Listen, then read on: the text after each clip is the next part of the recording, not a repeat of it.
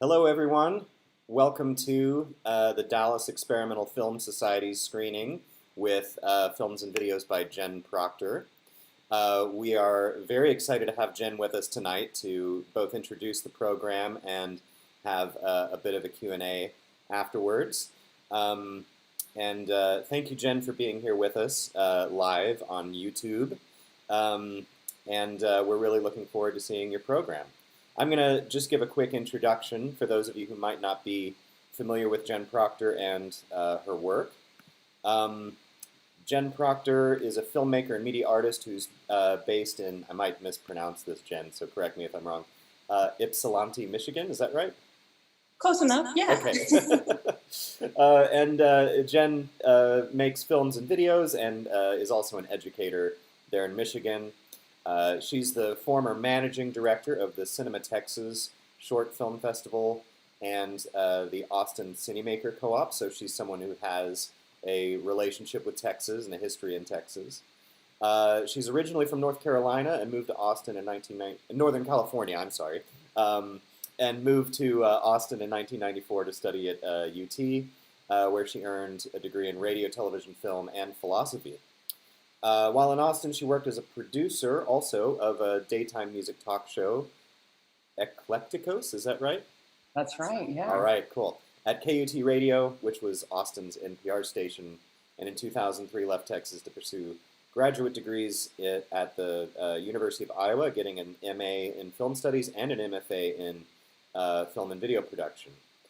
Jen's explored handmade film practices, experimental documentary, and appropriation, many examples of which we'll see tonight, as well as forays into nonlinear and interactive storytelling and installation. Much of Jen's work deals with issues of gender representation, cinematic deconstruction, and the history of experimental film and narrative film. What I first came to know of Jen's work is some of the remakes and tributes to canonical experimental films, some of which we'll see tonight. I believe the first time we met was at a great film festival in Portland called F Portland. I'm having trouble remembering what year that was, maybe 2015. Might have been a little earlier than that. And she had shown this great installation of a remake of Anthony McCall's Line Describing a Cone, but in a very small sort of form factor. Spline Describing a Phone, I think is what it was called. And I believe she and Evan Meany both were there and both have sort of made these kind of interesting remakes and tributes to iconic experimental films. So for all the films tonight, you should see them listed in the program notes as they come up. We didn't have room for the description, so if you're interested in knowing more about Jen's work and seeing descriptions of each of the works, they are available at cargo.jenniferproctor.com, so you can go there and take a look and see other work of Jen's as well that we didn't get to include in the program tonight. I should also point out, while this is the Dallas Experimental Film Society, I am not currently in Dallas. I'm in Cairo, Egypt, where I'm teaching at the American University, but Lily Taylor, my wonderful collaborator on this project, and Top 10 Records, we all want to keep this program going, and this is going to be our last program for a little while, but we will be coming back with more programs in later this year and in the coming year. So thank you everyone for being here, and thank you, Jen. I want to maybe just allow you to introduce the program a little bit tonight, and then we'll see the films. Great. Well, thank you so much, Michael. And thank you for being up in the middle of the night in Cairo to do this for us. Yes, it's 3 in the morning. Yeah, I know. So you're a trooper. Yeah, I want to thank the Dallas Experimental Film Society for inviting me, and thank you, Michael, for making this happen and helping to choose the program. And thank you to everybody who's joining the screening tonight. I don't have much to say about the films except that they do focus, all of them, on found footage and appropriation in one form or another, whether it's from popular media or from online sites like YouTube and LiveLeak. The one sort of little outlier, I think, in this program is a collection of promo videos that I made for the student television station at UT Austin when I was an undergrad there. But I wanted to find some kind of Texas connection to include in this program to pay tribute to my roots there in Texas. And those seem like a fun little addition. And a couple of those do include some found footage as well. So, and a lot of these films do deal with kind of heavy issues, and there's quite a lot of violence. And I think those will be a nice palate cleanser when they come along. So that's pretty much all I have to say. I look forward to any questions or comments that people might have at the end. And thanks again for having me. Yes, of course, and thank you, Jen. And maybe one other little introductory remark. Well, actually, no, I'll bring up that last remark at the end when we get into the Q&A. But just thank you for being here, and there will be some other announcements regarding decks and things to serve the local DFW community at the end of the stream. So please stick around for that. And there is a little surprise at the end of the program, so please do make sure and stick around for that. So thank you again, Jen, and enjoy, everyone.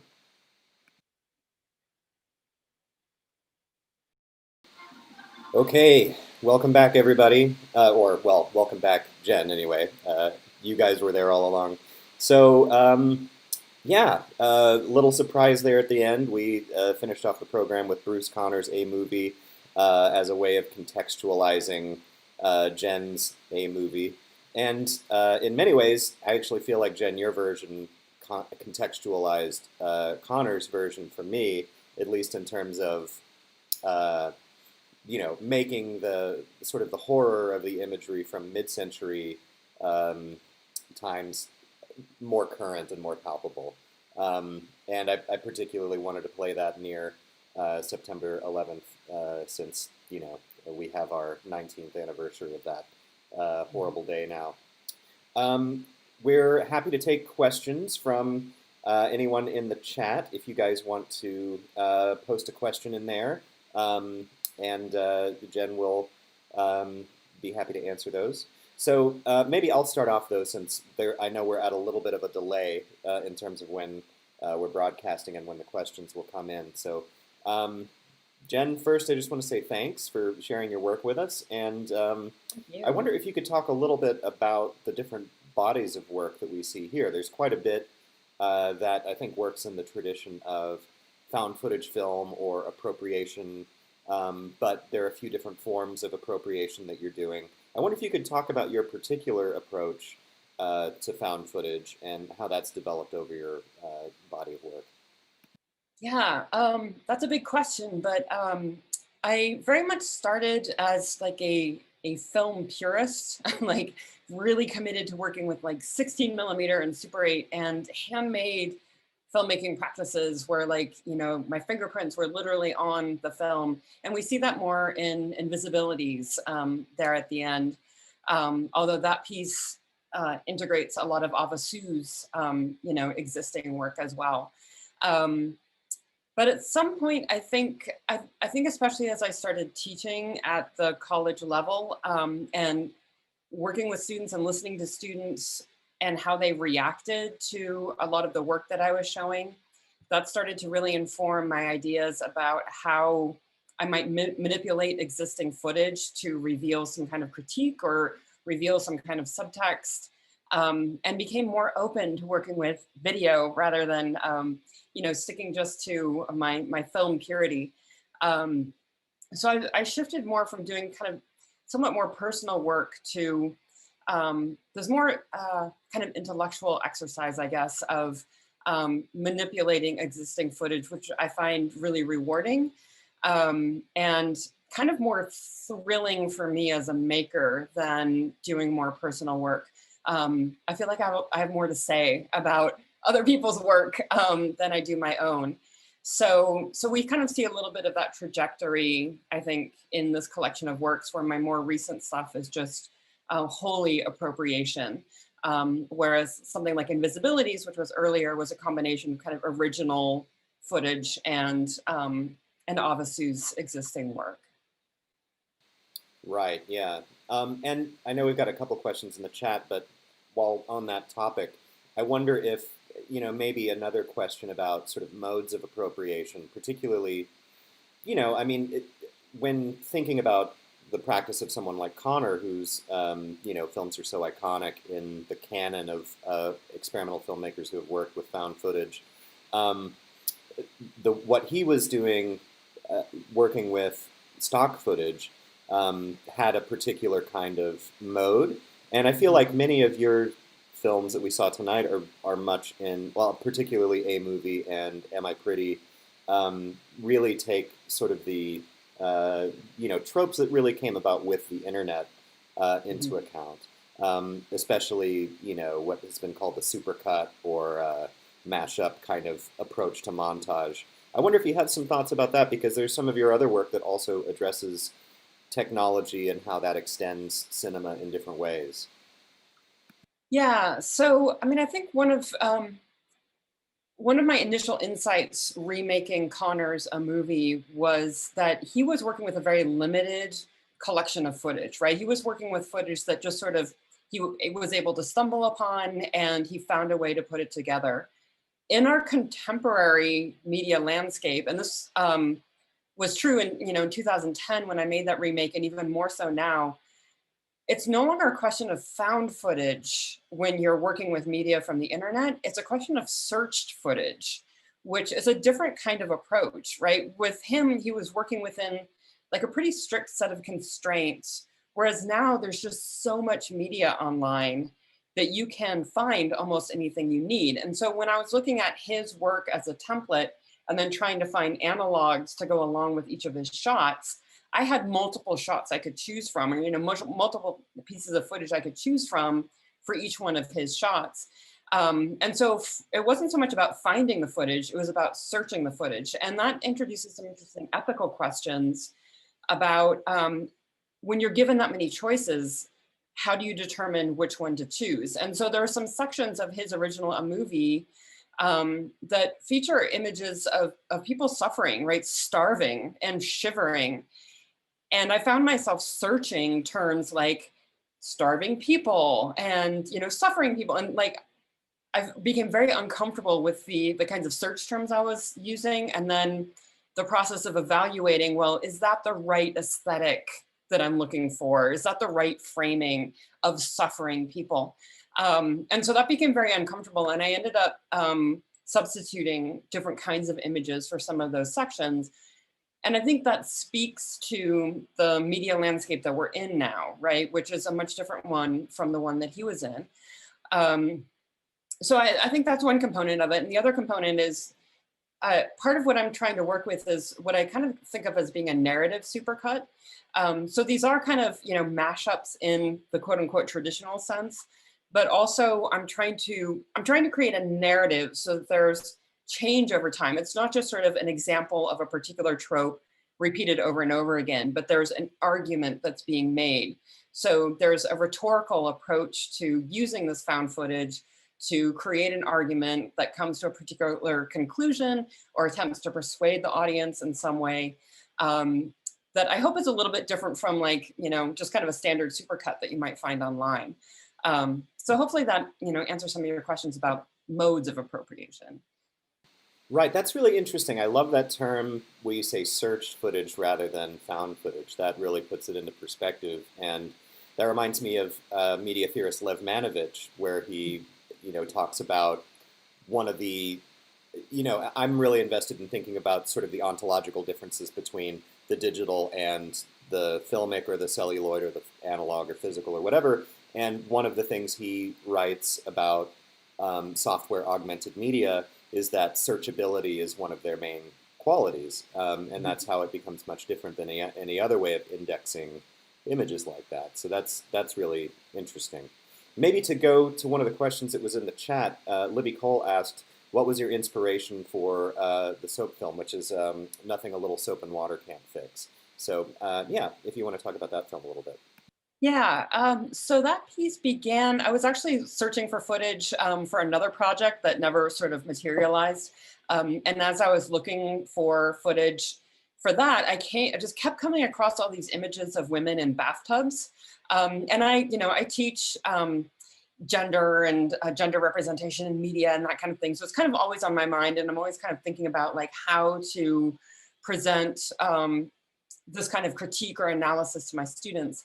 And so that was on my mind, and just thinking about, well, it's interesting how there's like a very limited set of tropes or representations of women in this particular domestic space. And I really started to think about the valences or the meanings of the bathroom, and specifically the bathtub in popular movies, where for female characters, it can be a place where women go to be alone, to sort of escape the domestic responsibilities that they have, to grieve, to cry, to pleasure themselves.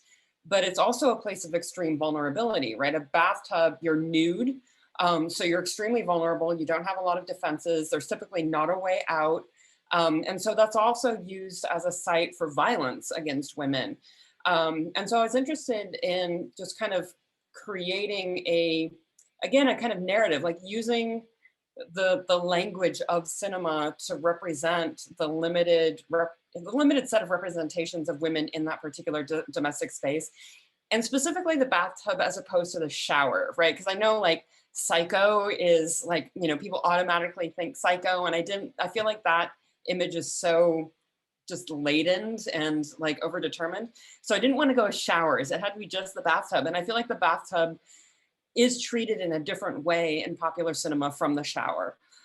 So that's kind of where the kernel of that came from. And then like, as I started searching more and more bathtub imagery, it just became clear how just the details of the images of women in bathtubs get repeated over and over again, right? The woman who's like sitting in a bathtub that none of us have, right? With all the candles everywhere and the glass of wine, it's like the exact same framing.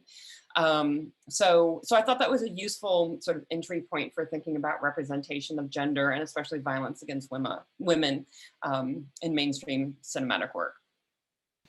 Yeah, that's really interesting as both a site of kind of sensuality and violence in those tropes. I remember someone making a comment at a film festival where I saw this, I think it was at Ann Arbor, where they asked if the gore was necessary. And I remember you thinking that's like, that is part of what makes the point of that film. Right. Yeah. I mean, when women are killed in these bathtubs, they are penetrated, right? I mean, the gore is the point.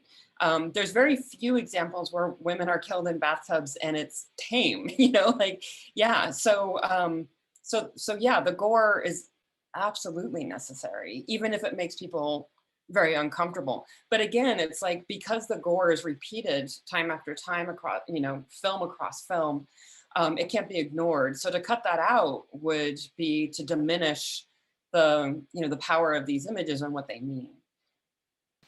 Absolutely. I wonder if we could talk about I Am Pretty a little bit, because that, I guess, it's not exactly a searched or found footage piece, but primarily found audio, but one that has visuality and the vulnerability of people's bodies on the internet sort of at the center of it. I think I've noticed some people responding in the chat to that piece. It's very powerful. And yeah, I wonder if you could talk about the making of that piece, or the thought process that went into that particular term. It almost sounds like that could be the search that you put in order to come up with those particular responses. Yeah, so my interest in this came from a meme on YouTube that was mostly around 2012, where teens and tweens were posting these videos on YouTube, asking, whoever was watching them on YouTube to evaluate whether or not they were pretty. So it was clearly like a meme that tweens were like responding to one another to do. But I was initially very disturbed by this meme, and hearing kind of the pain in these voices. And of course, I've seen them as well. Like, I've removed their imagery, but I've seen them. And just wanting to like reach to the camera and like embrace them and promise them that things are going to get better. But also like the first time around kind of looking through these, I was really devastated. And then the more I watched them, the more I really saw the range of voices and the range of personalities and the strength that came through with these young women as well. Like their willingness to like address these issues about their own self-esteem, but then also to tell a joke, right? Or to like talk about their favorite band. Um, and so it struck me as a really interesting point where young women are, it's that moment where women are going through a phase where they've probably felt pretty good about themselves for a while, right? Like they never had a reason to sort of question who they were. And as they're moving into adolescence and starting to feel peer pressure, starting to question like, well, what, you know, wait a minute, I have all these societal pressures that are making me re-examine who I am. And so we have that kind of battle coming through in their voices. And so I was interested in, I didn't want to present their images in part because they're minors and I didn't feel that that was ethically appropriate to do, but also because if we see them, we are going to bring to our viewing our own assessment. Like they're literally asking like, am I attractive? And we almost can't help but pass judgment on that. And what I wanted to do was call into question our gaze and the degree into which we, as everyday people, as viewers, are complicit in how we ask young women to think about themselves. Like we're complicit as a society in this. And so I wanted to make explicit that gaze. And so that was kind of one of my interests in removing the image and just focusing on the voices so that we would be forced to sort of imagine what they look like and then come to terms with our own biases about what we imagine them to look like. Yeah, so that's a little bit about the making of that piece. Right, and that feels like such a kind of horrifying process for those young women, those girls. And it struck me that many of the works in the program draw on a kind of horror, you know, and I don't know if that's, I mean, there is in some cases an interest in the horror film in particular, but after watching Nothing a Little Soap and Water Can't Fix and then seeing Am I Pretty, it almost occurred to me that this is the real horror film, just because the amount of pressure that brings people to ask that question that way is really horrifying. I also want to go to, there's a couple other things I want to talk about. And if you guys have any other questions in the chat, please feel free to chime in at any point, and I'll try to get to your question as they come up. But I want to talk a little bit about your past in Texas, because you were in Austin for a number of years. And unfortunately, that was during a time where I was only just becoming aware of experimental film, you know, in the late 90s, early 2000s. But it's so cool to know that there was so much sort of happening there. And actually, now looking back on it, I think the first time, I think I had already seen a movie, your version of a movie by this point, but you also had an entry in, is it Helen Hill's Recipes for Disaster? Am I remembering that right? Yeah. So that was a big part of your filmmaking practice at that point in time, was the handmade, but also this televisual, you know, approach to moving images.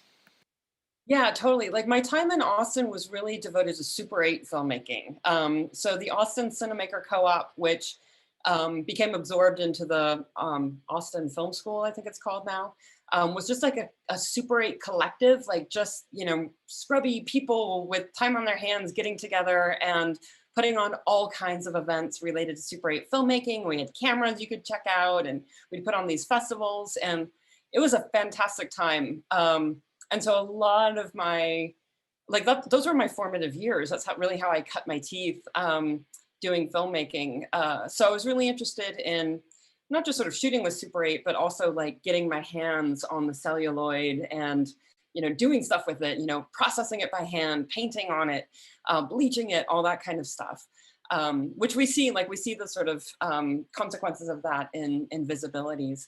But yeah, that time in Austin was a blast. And it was also like, you know, Austin's gotten a little bit more expensive now, and that was still a time when you could kind of afford to be a struggling artist and doing this stuff. So and you could get access to like cool venues to go and like show your films and things like that. So it was an awesome community at that time, and I loved my time in Texas. And I spent some time in Dallas too, you know. Um, Great film stuff happening in Dallas, partly because of Bart Weiss, who I know is here. So, you know, there were all kinds of cool pockets of filmmaking happening in Texas during that time, and now too. Exactly, yeah. And at some point, I hope someone writes a history of experimental film throughout Texas. I mean, it's, it maybe doesn't have as consistent a presence as other places like Michigan or New York or San Francisco, certainly. But, it's had, activities that have gone on, over the years. And, yeah, that's really cool to hear about. Yeah. I wonder if you could talk about Invisibilities a little bit, since that is sort of the sole filmic piece, but it's such a sort of sweet portrait of this artist, Ava Sue. I wonder if you could talk about how you met her and about her work and how you guys worked together on that piece. Yeah, so she was this I made that film when I was in graduate school in at the University of Iowa in Iowa City, and she was a fixture around town, and in particular my I guess boyfriend, who became my husband at the time, was working for the local public access station, and she was very active in making video at the public access TV station. So I met her mostly through that, but like you would see, like people would just see her around town. Like she was very extroverted, and as someone who has a traumatic brain injury, she was also like something I really love about her is that she was straightforward about asking for what she needed, you know? So anybody that she needed help from, she was going to kind of be in their face and asking for what she needed. But people didn't know what to make of her. Like kind of a lot of the locals, you know, I heard some locals say that they thought she was a bag lady, and some locals say that they thought she was a professor, you know? So she was just this sort of interesting figure. And I was interested in her just because her commitment to just being who she was so powerful, and because she had this fascinating story, like her work with contact improvisation, this kind of improvised dance, I found really fascinating and visually interesting, and she was just constantly producing work, while also being very upfront about this traumatic brain injury she had had as a younger person. So I wanted to have a chance to dive into that a little bit more and see what and if what kind of connections there might be between her brain injury and the kind of art that she would produce. And although she makes really clear connections between those in the film, I'm not sure they're as connected as she says. Like, I think she's just an expressive person, and her brain injury sort of shapes how she expresses herself, but that she just has things to say, and that's something that I really appreciated about her. Absolutely, yeah. I mean, I like both your story of the time in Austin and the story of her work. Those paint just such a great portrait of the way art making can be, and that there can be joy and excitement in the process. That's wonderful. And they're both about communities, right? Like Austin was about people coming together to support each other and produce work. And Havasu was supported by public access television, and the community that she was able to find there. So there's these great communities of making that can happen, like Austin and Iowa City are extremely different places, but they still have those communities of makers that you just kind of have to find. Right. Yeah, there's a comment in the chat that Cinematexas changed Cody McPhail's life in 2002. So, a little tribute to how that, that work that sometimes as cultural producers, we don't always see the effects of it, and that sticks with people. So that's really cool, Cody. Thanks. And by the way, Cody McPhail's music was part of our intro to our program tonight during when the logo was up before we started. So do check out Cody's music. He's a great fixture in the Dallas music scene, as is Lily Taylor, my collaborator. So unless there are any other questions in the chat, we may start to wrap up. Feel free to ask it, or forever hold your peace, or at least hold your peace until you can email Jen later. Again, you can find her work online and the descriptions of the films we saw tonight at cargo.www.jen.org. Jen Proctor, or is it Jennifer Proctor? Jennifer Proctor, yeah. Okay, Just .com. jenniferproctor.com will take you there. So. Okay, great, yeah. So please do check that out. And Jen, we just are really thankful to have had you tonight, and thank you for sharing your work with us. It's going to be up. If anyone missed the live stream tonight, if you came in late, we're going to leave it up for about a week after this, assuming that the YouTube archons don't, take it down. We'll just sort of hope that that's able to stay up, but we'll find another way to make it available to you guys. And Jen makes much of her work available online as well. So if you're interested to check out more, please do. And just as an announcement before a few other folks go, this is going to be the last deck screening for a little while. We'll hopefully come back. I'm still getting settled into things here in Cairo, and Lily and I are discussing how to keep the program going since she is still there in Dallas, and Top 10 Records is still going to be our host for the foreseeable future. So and speaking of building community, if anyone out there watching is a film or video artist in the Dallas-Fort Worth area or the DFW Metroplex, there is going to be an open call for local filmmakers to submit, and that will be featured in a future Dex screening, maybe at the beginning of next year. So I know it's a difficult time to make work, during the ongoing pandemic, but it is a wonderful time to see work, thankfully, and in some ways this ability to be able to share our work with one another while very distant, is a consolation at least. So yeah, again, just thanks everybody. I think Lily's going to throw that link to the open call in the chat. Otherwise, it'll be on some of our social media. Please follow us on social media. We're on Instagram and Facebook, so you should be able to find us at Dex Film Society. Again, thanks, Jen, and good luck with everything with the semester and teaching. We'll see you soon. Likewise. All right, bye-bye. Take care, bye.